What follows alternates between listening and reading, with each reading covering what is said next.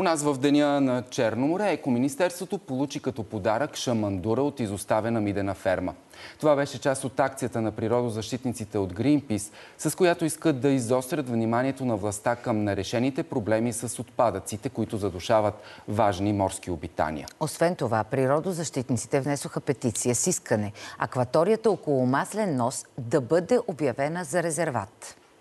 Преди да се превърне в подарък с мисия, е минала дълъг път с куриер и лодка от Маслен нос. Шамандурата е една от десетките свободно плаващи на повърхността и в дълбочина, обилно гарнирани с купища въжета.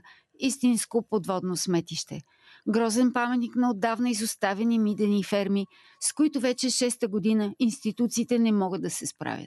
И МОСВ, и басейнова дирекция, и областните управи, всички казват, че не могат да намерят собствениците, тъй като те са обявили фалит и са неоткриваеми. Междувременно шамандурите и въжетата, здраво закотвени, се лашкат непрекъснато от морските течения, жулят дъното и в техния обсек очаквано е пълно мъртвило. Но това изглежда не може да активира институциите да потърсят решение, за да защитят природата. В морето явно, понеже е малко по-далече от очите и нещата са по-различни. Но това мъртвило попада в зоната, която природозащитници и експерти смятат, че трябва да се превърне в резерват, и още 15 000 граждани подписали петицията към Екоминистерството с настояване за защита и политики за опазване на тази част от Черно море.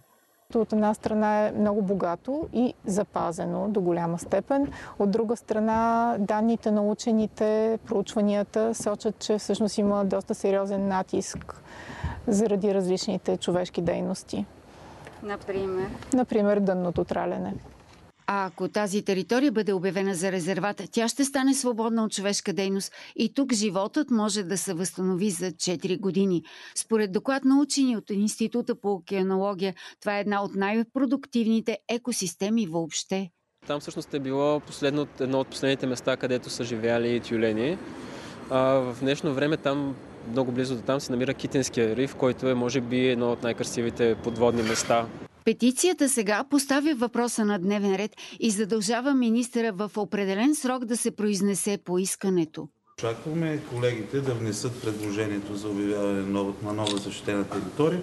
Това, което се разбрахме с господин Томов, е, че той е в процес на изготвяне, съответно ще бъде внесено в следващия месец. Ще минат дълги месеци, но нищо не пречи шамандурите да бъдат махнати още утре. Законът е предвидил механизъм.